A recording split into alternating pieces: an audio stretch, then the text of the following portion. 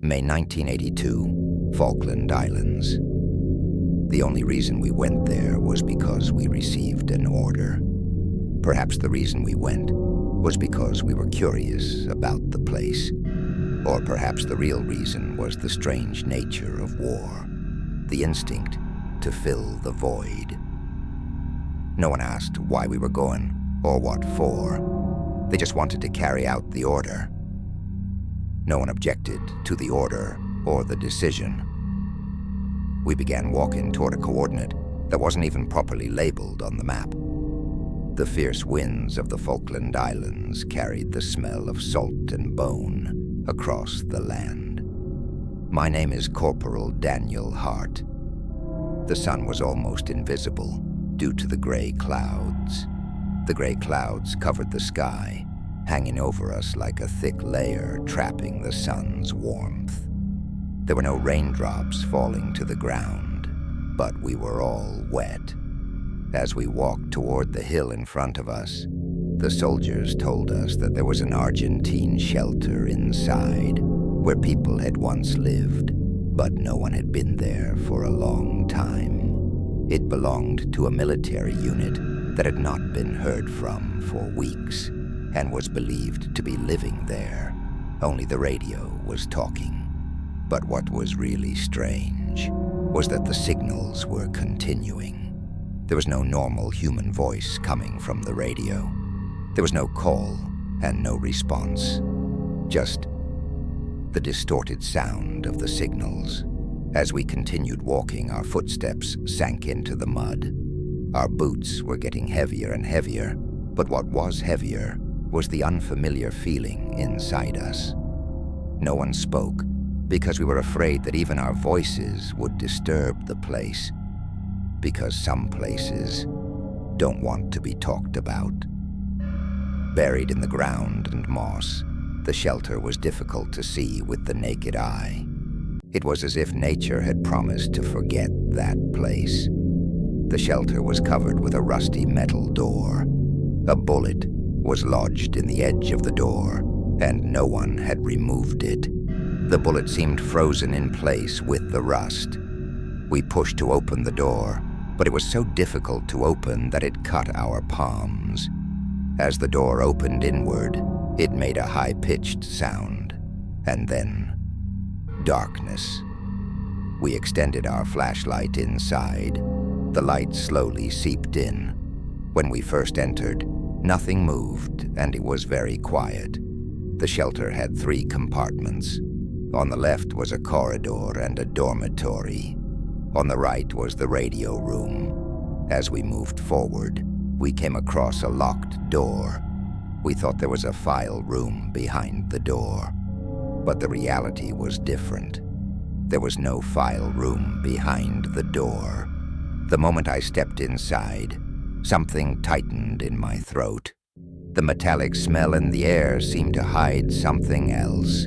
It wasn't just death and paranormal things. It seemed to hide something else. Maybe it was the smell of fear. This fear was a mixture of sweat, blood, and anticipation. One of the soldiers in the team behind me muttered, "This place looks like no one lives here. It's like it's dead." The soldier's words seemed true. It was as if this place had never been lived in, and perhaps it was waiting for something. Was it waiting for us? Was it waiting for them? No one answered. When we entered the radio room, we found many tapes covered in dust. They were neatly arranged on the shelves. Each one was numbered differently and dated. The date of the last recording was May 3rd. That was the day the last signal was received from the unit. There had been no signals since then. The room was filled with notebooks, short messages, and codes belonging to the unit. But they all stopped at a certain point. It was as if they didn't want what they had to say to be heard. As if. In the other corner of the room, there was a dusty television screen and a video player connected to it. One of the tapes was inside, sitting on top of the screen. It was labeled Recording 17. At that moment, no one knew what to do. Should we watch it, or should we leave? Even in the midst of war, we were curious about what was on the tape. We started playing it. The screen flickered, then a face appeared. It was a young Argentine soldier in the video. His eyes were tired and wounded, and his face was covered in sweat. He spoke quietly, almost whispering, "If anyone is watching this, something is wrong here." We all saw the same thing. At first it was just sounds, then more. But we can't get out. The shelter is keeping us here. At that moment, something inside me broke. The tone of his voice, it was pure fear. The moment when a person encounters real fear. One of the soldiers tried to turn off the video because he was scared, but the remote didn't work. The tape continued. The soldier's voice was now shaking even more. The night is very quiet, but we keep hearing the sound coming from inside the walls. The flashlights were working intermittently. Sometimes we feel like there's something in the darkness. The guard disappeared yesterday morning, but his bed is still warm, yet he's nowhere to be found. We held our breath.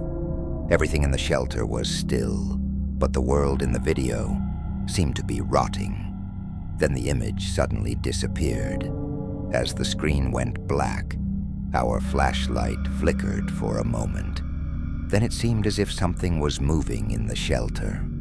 A distant sound, the clang of metal. Maybe it was just the wind. But that doubt had already taken root inside us. And for the first time I thought, maybe this war wasn't just between humans. What about you? If you had opened the door to this shelter, lost in the shadow of war, if you had followed the radio signal and entered without knowing what you'd find inside, would the darkness truly be nothingness? Or would it be a silence so deep that it would never let you out again? If you had the chance to go back now, would you still play that tape? I stared at the walls of the shelter for a long time. The paint was peeling, and the concrete was cracked. It was as if this place was a place where even time itself hesitated to enter. But we had entered, and now the inside felt like a more real world. We walked slowly to the end of the corridor. It was very quiet inside, but even our footsteps didn't echo. It was as if the shelter wasn't breathing the same air as us. One of us, Lieutenant Collins, took one of the notebooks and began to read aloud. April 7th. I woke up again in the middle of the night. I don't want to leave my post because I'm scared. When I close my eyes, it feels like someone is behind the walls. I wanted to take the notebook from him. At that moment, our eyes met. His gaze. He was hesitant to give it up. There was no fear on his face, but a kind of recognition. It was as if that sentence had already been etched into his soul. "This isn't a military building anymore," he whispered. "This place resembles a grave where memories rot." We moved to the dormitory section. The beds in the barracks were still neatly arranged. Some were tidy, others were in disarray. It was as if someone had gotten up in a hurry and left their blanket behind. On one bedside table was a book of poems by an Argentine poet. I touched the pages. They were dry and brittle. Did people cling to poetry even while experiencing war? On the opposite wall were symbols drawn in chalk by children's hands. A circle with lines inside it seemed to symbolize a trench, but the note underneath stopped me. It speaks before darkness falls, but no one understands. What would a child be doing in a shelter? Or why would a soldier who wrote this line use such childish language? As my thoughts erased, I heard a sound coming from the room on the right. a sharp, metallic sound. We immediately turned our flashlights in that direction. The lieutenant put his hand on his gun. I, however, froze in place. My heart wasn't beating in my chest. It felt like it was beating in my throat. When we entered the room, there was nothing there. But there was a lamp lying on the floor. A line drawn in the dust. This line was a fresh footprint. Immediately afterward, the screen in the radio room began to crackle. There was no electrical connection, and that device shouldn't have been working. But the screen went dark, and for a few seconds, an image appeared. The person on the screen was the same young soldier with the same eyes. But this time he wasn't alone, and there was a shadow behind him. He was standing motionless in front of the map on the wall. Was this scene on the tape, or was it being filmed now? I looked around me, but everything was the same. The radio room, the map, the rusty hook on the wall. But we weren't alone here. Lieutenant Collins took a breath. He was trembling. "This isn't a live recording," he said. "It's like a memory being replayed." I swallowed. My ability to reason had failed me. At that moment, I felt only one thing, that something was still inside with us. Maybe it was a shadow. Maybe it was an echo of the past. But it wasn't physical, and yet it was threatening. In the shelter, it felt like hours or days had passed. But when I looked at my watch, only 20 minutes had gone by. Time was flowing differently inside, and we were still watching the videos. Why? Because we were searching for an answer, and perhaps, without realizing it, we were watching our own end. We returned to the room. The flickering light cast strange shadows on the concrete floor. The shelter seemed to have swallowed the daylight. There was no sign or sound from outside. Nothing. It was as if the world had forgotten us long ago. We played the tape again. This time, the images were blurrier. Soldiers were walking down the corridor, talking to each other. The person holding the camera was breathing heavily. It sounded as if he had been running. As he caught his breath, he said, I heard a sound here. The sound came from inside the wall. One of the people next to him waved his hand nervously. Are you starting again, Marco? He said. But the others, their eyes were cautious and silent. Some of them had heard the sound. Lieutenant Collins reached out his arm toward the tape player. He clearly wanted to stop it, but I held his hand. Why? He asked. Because we're following in their footsteps now, I said. Whatever they went through, we have to go through it, too. The voice inside me had wanted to run away until that moment, but now, the desire to learn something was stronger than the fear, because I had realized something. This wasn't just their story. Our story was turning into theirs. One of the soldiers in the image shone the light on the corner of the ceiling. There was an ordinary ventilation grill, but one of the holes was crooked. An object was hanging from the grill. As the camera zoomed in, it became clear that it was a dog tag. It read, G. Esteban. The soldier next to him whispered, He's dead? 3 days ago, right in front of my eyes. So what's it doing here? There was no answer. The camera suddenly began to spin from side to side. The image became blurry, and the sounds grew louder. Someone started screaming, and a black screen appeared on the screen. The tape ended at that scene. The room fell silent. We all looked at each other, trying to understand what had happened. No one wanted to speak, but everyone was thinking the same thing. There was something unexplainable in those images. It felt as if it was right there with us. We went down deeper into the shelter. There was a generator room on the lower floor. The walls were damp, and the smell was even stronger. It smelled like rust and diesel fuel. There was something else that touched your skin, something you couldn't explain, but you felt like it was watching you. There was another recording device here. The tape was inside it.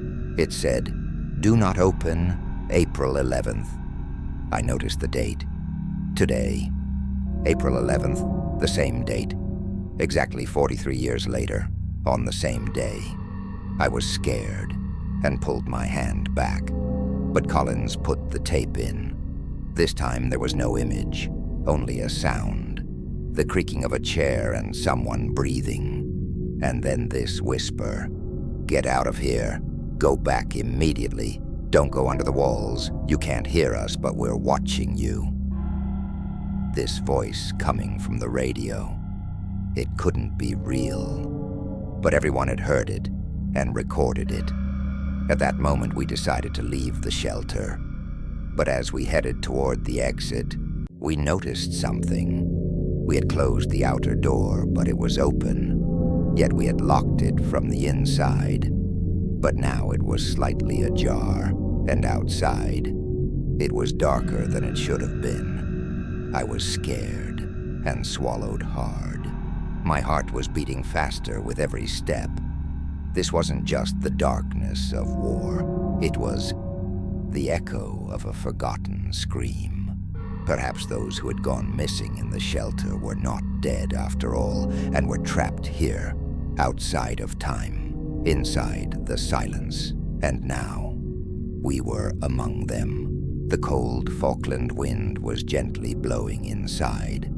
But this wind was not a natural wind. The silence we left behind inside was different from the silence outside. Collins slowly stepped outside.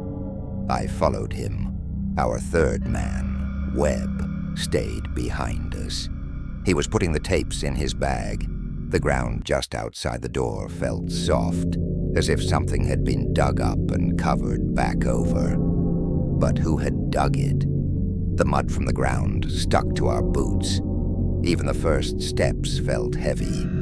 But what was even heavier was the uncertainty we carried on our shoulders.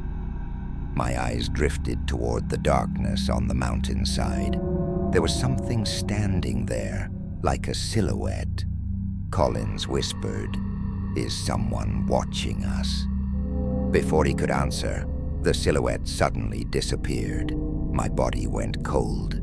I couldn't explain what I had seen. My eyes saw something, but my mind refused to accept it. This wasn't something that should happen in the middle of a war. This was a fear beyond the front lines. When we returned, Webb greeted us in a panic. He said he had examined the tapes and noticed something. One of the tapes had been erased, but something else had been written over the recording. Just a date. April 13th. No return. Today was April 11th. So that date pointed to 2 days in the future. But what did that mean? Why would a tape mark a day in the future? The darkness of the night began to settle in. Days are short and nights are long in the Falklands. But this night was different from the others. Radio signals were disrupted. The voices coming from the radio were distorted. And then we heard something strange. The walls are talking. The sentence wasn't complete, but what I heard was enough to terrify me. This wasn't the sound of a living thing, but it sounded like something alive was speaking. That night, we were forced to stay in the shelter. The only way back was by air. The radios weren't working. Collins started keeping watch outside. I stayed inside with Webb, continuing to listen to the recordings. One recording said, "They can't see us, but we're watching them. When they sleep, the walls wake up."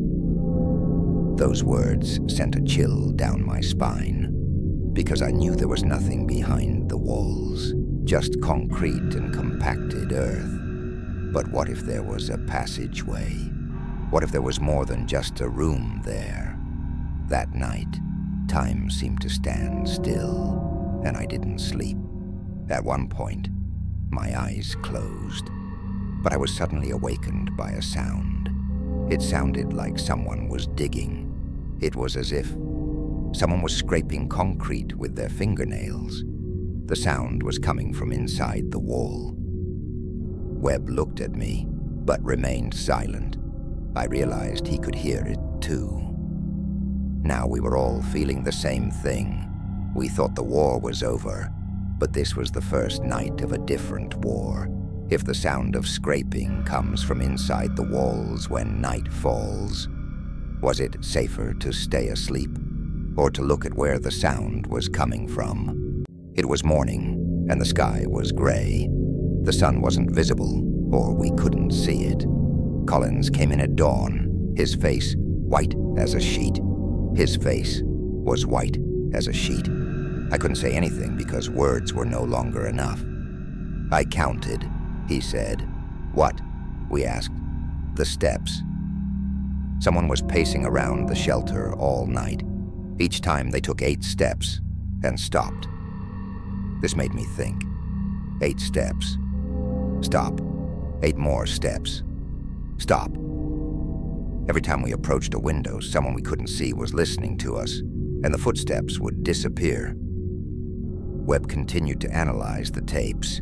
One of them was damaged, but when he changed the frequency, he found a hidden channel. On that channel was the voice of a weak and tired man. Day 13. We're not dreaming. When we woke up, everyone was waiting inside the walls. They were staring at us without moving. And then, someone moved. Collins stopped listening to the recording and looked at Webb. Neither of them spoke a word, because that voice didn't belong to an Argentinian, and he was speaking English with an accent, so it was one of us. How could that be?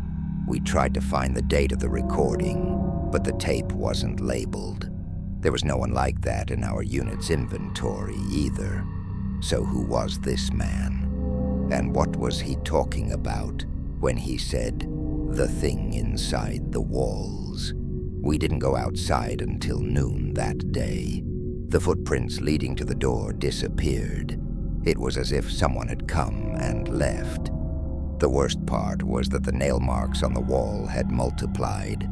Some were horizontal, some were small holes carved into the concrete at an angle. Webb examined them. "These aren't human," he said. "The finger sizes don't match. Not 3 knuckles.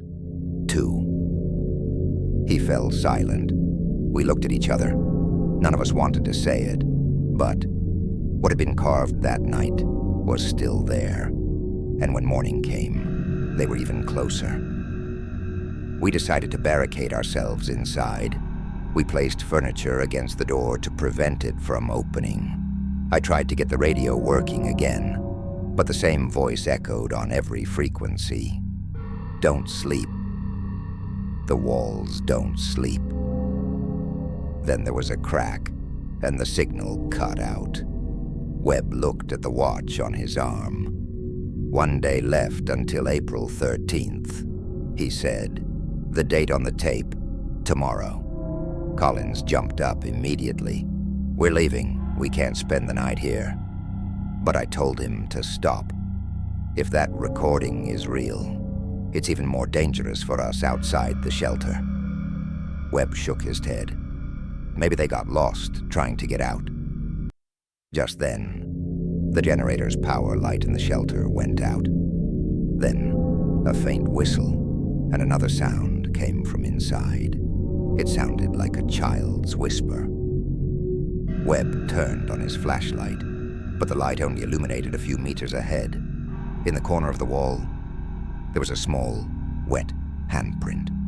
That night, none of us slept out of fear.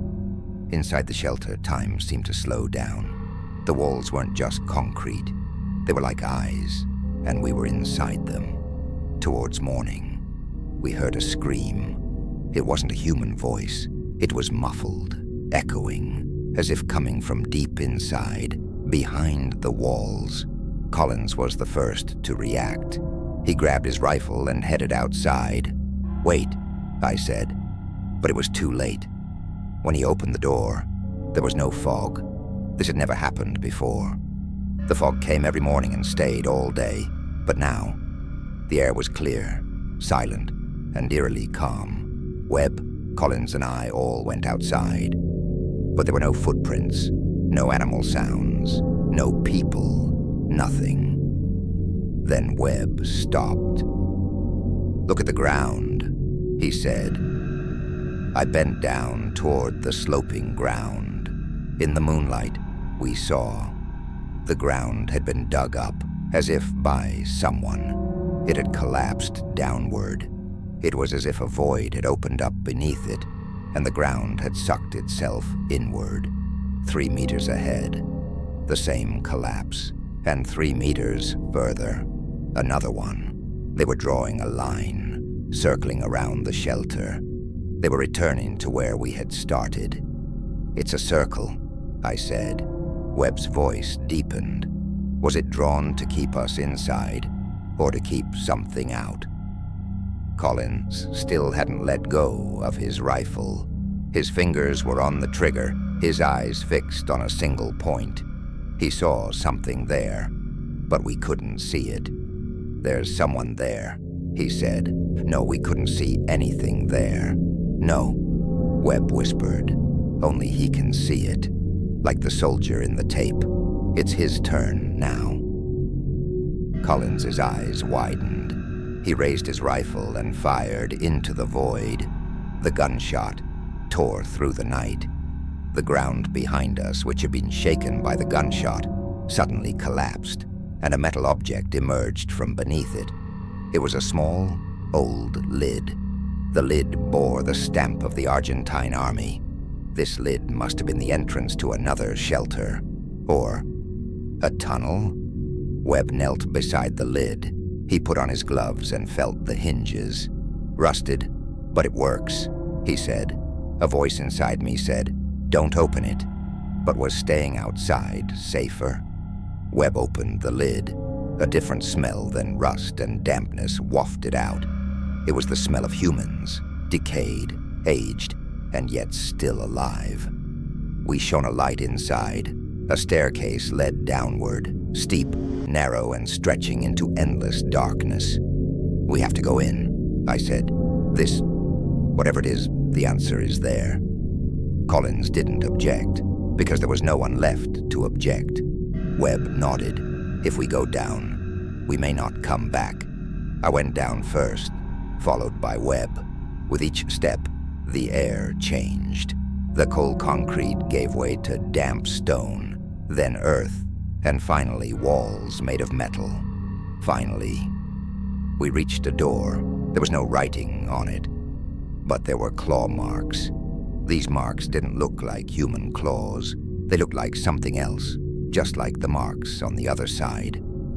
As Webb prepared to open the door, a voice came from behind us. It wasn't Collins or Webb.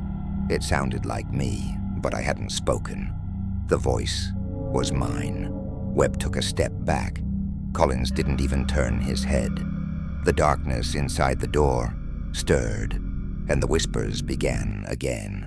The door, which Webb was pushing with both hands, was very heavy. It creaked as it opened, making sounds like rusty hinges. Behind the door, there was a corridor lined with walls, but this was a different structure. This wasn't a temporary shelter built by Argentine soldiers. It was an older, deeper, different place. Our footsteps didn't echo. It was as if the floor was absorbing the sound. After the first few steps, a familiar smell hit my nose. It smelled damp inside, but the smell was quite strong. It smelled like blood, but it was the smell of fresh blood. Collins was still not speaking, but his eyes were constantly looking behind us. It was as if someone was watching us, but we couldn't see them. But Collins seemed to be seeing something. At the end of the corridor was a room. In the room was a table with scattered documents on it. There was a camera mounted on a tripod, as if it had been set up to record something. Webb examined the camera. Before he even touched it, the screen flickered and the device started working. There was no image, but there was sound. A faint, high-pitched sound. It didn't sound like a human voice, more like the breathing of something. As the recording continued, I rummaged through the documents on the desk. Among them was a diary written in Spanish. I could make out a few words. Closed. We can't go back. The one who came with the light, and the one who took the light. The sun didn't rise that morning, because it was inside us now. Webb noticed the flickering on the screen and turned off the sound, but there was still no image, until a frame, sudden, blurry, red-tinged, a pair of eyes, in the darkness, staring directly at the camera, then darkness again. Webb stepped back. I held my breath. Collins whispered, but it wasn't a word. It was a number. 12. What was that? I asked. Collins didn't answer, but his face had gone pale. His fingers were trembling. He slowly lowered his rifle to the ground. This was no longer Collins. It was as if someone had passed through him, leaving only an empty shell behind. Webb turned his gaze to the wall. There, in a newly dug area, was a small niche. Inside, photographs. Some showed Argentine soldiers smiling, others sitting at tables, but all their eyes were dark. Literally, all their eyes in the photos had been blacked out. Not as if they had been deliberately erased, as if they had been burned. In another photo, there was an English soldier. This is one of the missing team, I said. I remembered his name. His name was Hughes. His body had never been found. There was a date written on the back of the photo, June 21st, 1982. That was exactly 43 years before we arrived, and on the same day. The date was today. Webb turned to me. This isn't a coincidence. I could only shake my head. The only words that came to my lips were, they called us. The shelter had called us. But why? Suddenly there was a thin, wet, slithering sound coming from behind the wall.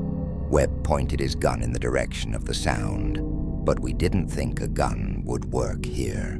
Collins crouched down, and I saw him cry for the first time. He was crying silently, tears streaming down his face. Webb whispered, "This thing, it's not a soldier." Webb was right. This couldn't be an enemy soldier. It didn't belong to a country's flag, a cause, or an ideology. This was something born out of war, from abandoned bodies, from dark shelters, from forgotten screams. Then the lights went out. Darkness suddenly descended upon us, but the silence ended, and whispers began again. This time, however, the voices sounded familiar. One sounded like my mother's voice, one sounded like a teacher from Webb's childhood, and one was my voice. But it wasn't coming from inside me. It was coming from outside, from behind the door. At that moment, we realized that these voices weren't calling us. They were reminding us. They were bringing to the surface the things we had hidden inside us. Everything we had forgotten in the darkness was being brought back here. Webb turned to me. We may not get out of here alive. Maybe that's not the point. Maybe the point is how we get out. We stood there in the darkness. At first, no one spoke. Everyone was lost in their own thoughts. In the silence, only our breathing could be heard. But sometimes even that was mixed together. Some breaths were ours, some were not. We were no longer sure. Collins's eyes searched for the light, but couldn't find it. "Give me the flashlight," he said. The trembling light hit the walls, pushing the boundaries of the small room. But with every flash of light, we saw something new. There were letters along the wall, but they weren't English or Spanish, perhaps not even a spoken language. But something inside us understood what they said. "Don't bury us. We're not dead yet." Webb leaned his back against the wall. He held his head in his hands and whispered, "This isn't a trap. It's an echo. What was buried here wasn't just people. A crime, a decision, an order, and the silence that followed." What had happened in this region in 1982? Why had the Argentine forces abandoned this place so quickly? And why were there so few documents? Perhaps it was an area not even mentioned in official reports, a deliberately excluded zone, a grave sealed for oblivion. But this place refused to be forgotten, because those inside still remembered. Collins suddenly sprang into action. "An exit," he said. "There must be an exit from here. Whatever got us in must have left a way out." But there was panic in his movements, irrational, driven by the instinct to survive. Webb remained silent. He had his eyes fixed on the camera. It was still recording. There was no electricity, but the lens was turning. I approached him. "What are you recording?" I asked. Webb's voice was barely audible. "Us," Collins shouted. "We found it." An old ventilation shaft leading out of the shelter, not to the outside, but to another tunnel, and from within, a foamy, dark, and black substance was seeping out. The smell of blood and rust hit my nose again. Webb slung his rifle over his shoulder. "This tunnel isn't our way out," he said. "This is their way back." Collins held onto the edge with both hands and looked down. "We have to do this," he said. "This place is going to collapse. The shelter is going to collapse." Collins was right. Small pieces of the wall began to fall. The ground wasn't shaking, but the shelter was trembling. It was as if our presence had disrupted the balance of this place.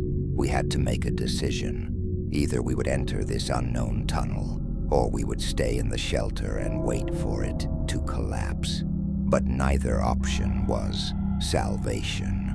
It was the same fate, just on different faces.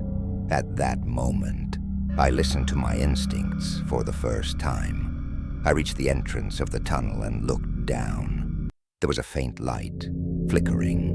It was a signal lamp from the 1980s.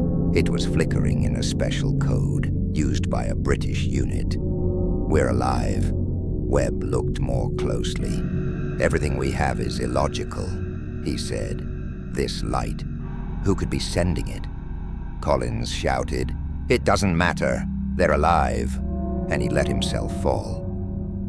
A moment of silence followed. Then a scream echoed through the tunnel. It was Collins's voice, but it sounded like it had been recorded earlier. What we heard wasn't his actual scream. Webb stepped back. His face turned as white as chalk. "I'm not leaving," he said. And I just stood there. I couldn't turn back, and I couldn't take a step forward. The door behind us began to close slowly, with a creaking sound. The light dimmed. The shelter began to collapse again, and for the first time I thought, we didn't come here to find something. We came here to leave something behind. Our past, our fears, our denials. Battlefields bury not only bodies, but also memories. I was alone at the beginning of the tunnel. Behind me was the sound of collapse, and in front of me was Collins's scream. And below, the old signal light was burning. I had long since abandoned logic because everything was so illogical. Because in this battlefield, logic was the first thing to die. Webb leaned his back against the wall and stared into the void. His arms were trembling, but he still held his gun. "That light isn't real," he said, "but the sounds, they're real. We're not the only ones hearing them, they're hearing us too. There was a moment of silence. Then an English voice rose from the tunnel. The voice had a broken, raspy pronunciation. It sounded like it was choking and coming from a recording. "Captain Ellis, your unit is calling you." Ellis was my name. They had used my name, but I had never heard that voice before. It sounded familiar from the battlefield and the radio, or perhaps it was whispering from a gravestone.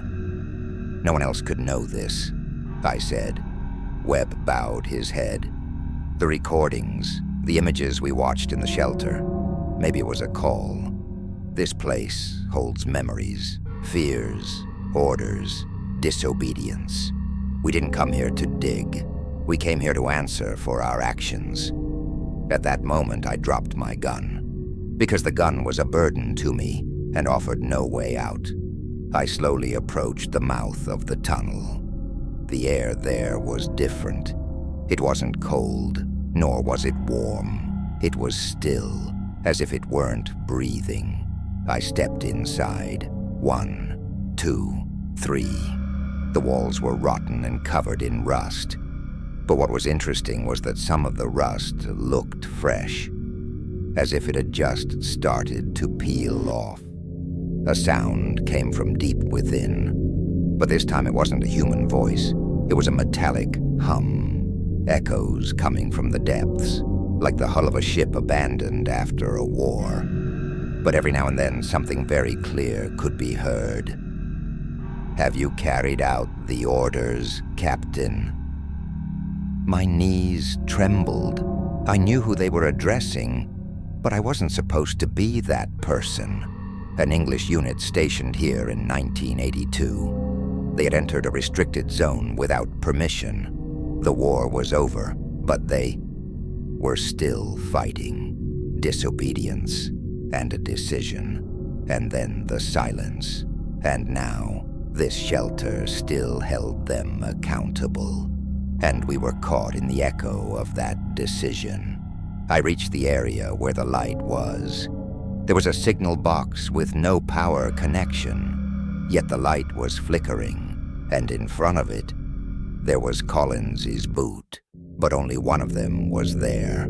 I took another step and knelt down, because what stood before me was not a human being, but an empty uniform. But this uniform was standing upright, and on the back of that uniform was written, "C. Collins, Royal Marines." There was no mud on his shoulders, only ash. Suddenly I was startled by the sound of breathing behind me. Webb had arrived.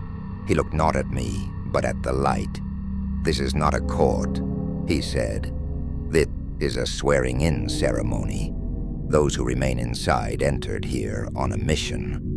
But the mission has been forgotten, and when a mission is forgotten, it falls to another to fulfill it." At that moment I realized we had not come here in response to a call for help. We were the call itself. The voice of the unit that had gone missing in 1982 was still echoing. They were gone, but their mission was still alive. And now, we were its continuation. At the end of the tunnel there was an inscription. It was carved into the wall with a nail. The promise was made and sealed with blood.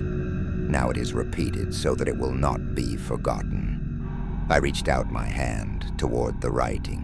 I touched the cold metal plate. Underneath there was a voice system that activated when touched, and the recording began. It was a clear, formal, and simple female voice. "Unit 12 Alpha is officially missing in this area. Search operations have been terminated. This recording belongs to the UK Ministry of Defense. File classified forever." Silence. Then a tired male voice continued. "If anyone is listening to this recording, please don't take us out of here. This place is sealed with us." At the end of the tunnel, as I moved forward in the dim light, I felt time bending. I looked at my watch and the glass was cracked. The glass was cracked. The hands weren't moving, and the ticking sound was no longer a rhythm. It was the sound of death. Webb touched my shoulder but didn't look at me. "We can't get out," he said. "This isn't a place, this is a decision." The shelter walls seemed to be closing in. Breathing grew harder, but the air wasn't lacking. Only honesty was missing. We knew now. The unit that had come here in 1982 had reached this room, and they had stayed here. But why? The war was over, and peace had been declared. So why hadn't they returned? The answer was hidden in a rusty archive cabinet directly across from us. One of the drawers was open. Inside were old files, notes, and photographs. The photographs were black and white, faded frames. 4 soldiers were sitting around a table. They were all smiling. But behind them, there was a pitch-black silhouette that wasn't human. On the back of the photograph, there was a handwritten note. We carried out the order, but it carried us out too. Webb took the photograph and sat down on the floor. He murmured in a trembling voice. No one told them to come back, but they still didn't leave. So they had to stay here. At that moment, a voice rose from the walls. It wasn't an announcement over the radio, but a recorded voice. It sounded like someone was playing it from inside. We weren't cursed, just sworn. Those who remain where the mission ends are responsible for sealing it. The shelter isn't a grave, it's a seal. And then came that old, broken sentence. If the mission isn't complete, the unit can't disband. Webb's expression had changed. It was as if something had been taken from him and replaced with something else. "Ellis, we can't go back," he said, "because we were called here long ago. And the call comes only once. You can't refuse it." I was silent because something inside me had cracked. It wasn't conscience or logic. It was that final line between staying in the void and surrendering. At that moment, the ceiling lights began to flicker, one by one. And as the last one flickered out, a voice echoed from the first room at the beginning of the tunnel. That voice sounded like mine. "Ellis, we're at the final location. Report is due. Radio contact has been temporarily lost. Support team, stand by." I knelt down on the floor. I had never heard that voice before. But now, I was hearing it from within myself. Webb slowly got to his feet. He walked toward the closed door. There was a small hole in the wall. He reached out and moved something. A hidden compartment opened. Inside were 3 old rifles with markings on them. In the middle was a wooden box with the following written on it: "Mission File, 12 Alpha Unit. Once opened, there is no return." We looked at each other. Our lips didn't move, but our eyes were screaming. "There's nothing else we can do," said Webb. We opened the box. Inside was only a dry, brittle piece of paper with 4 words written on it. "The mission continues. It's you." I was beginning to understand. The unit had carried out a decision made in 1982. This decision was big enough to involve others. The last light of this unit had not gone out, but the path it illuminated was one way. We heard the call and answered it, and now there was no turning back. After closing the box, something changed. The air in the shelter grew heavy. It settled in my throat like a bullet. It was as if we weren't breathing, but constantly exhaling. The shelter was taking something from us, slowly and silently. Webb wasn't speaking, neither was I, but we both knew we were the last unit to arrive here.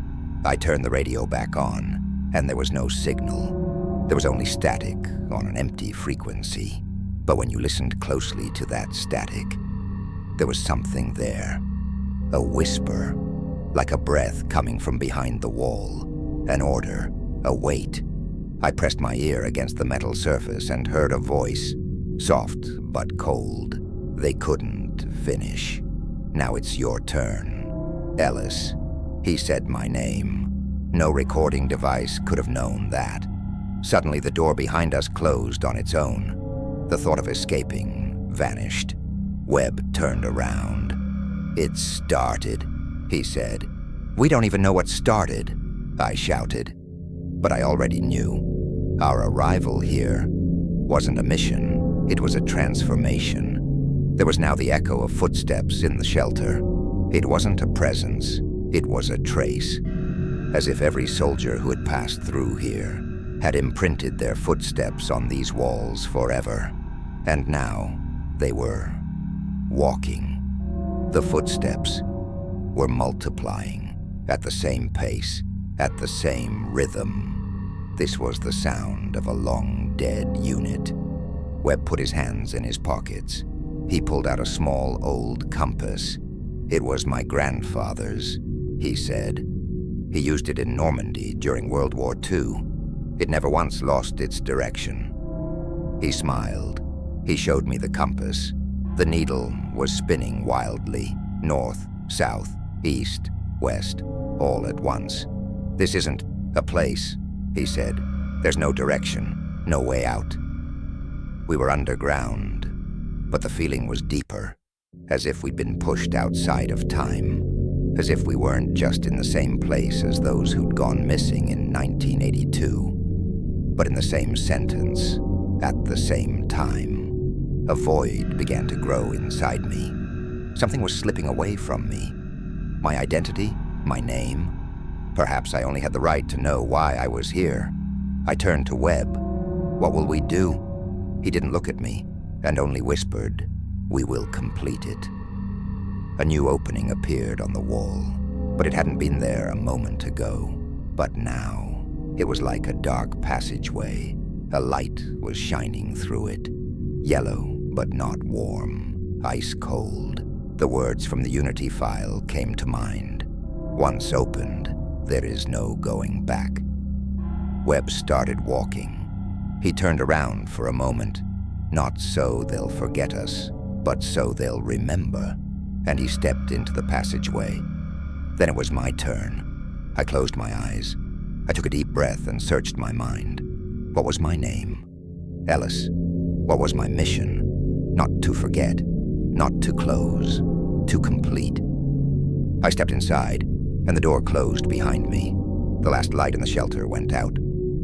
Silence. There was only silence now. No footsteps, no radio static, no whispers that could describe the fear. When I opened my eyes, I was in a different place, but I couldn't say where I was. The shelter had ended here, but the thing inside it hadn't ended with us. Webb was standing in front of me, his eyes empty, not speaking. The compass in his hand had finally stopped, but the needle still didn't point north. We had no direction anymore. When we went outside, the sky was different. Gray, dark, and as if it had been there for decades. Maybe the war was over, but this place was the war itself. The shelter's door had been covered with stones behind us, as if we had never entered. But every night, I am there in my dreams, and at the end of that passage, a light still burns. Because telling this story means remembering it.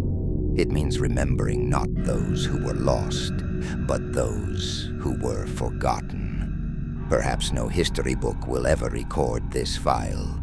Perhaps the documents will only refer to us as a lost unit. But I lived it, and you listened. Is the mission over? I don't know. But the story doesn't end here. Because in that shelter, we left behind questions, not answers.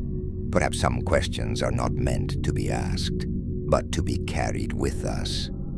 Perhaps those we called lost sacrificed themselves so that we would not fall into the same mistake. Were they truly lost, or were we the ones who chose not to hear them? Don't forget to enjoy the story and share your thoughts. What impacted you the most in this story?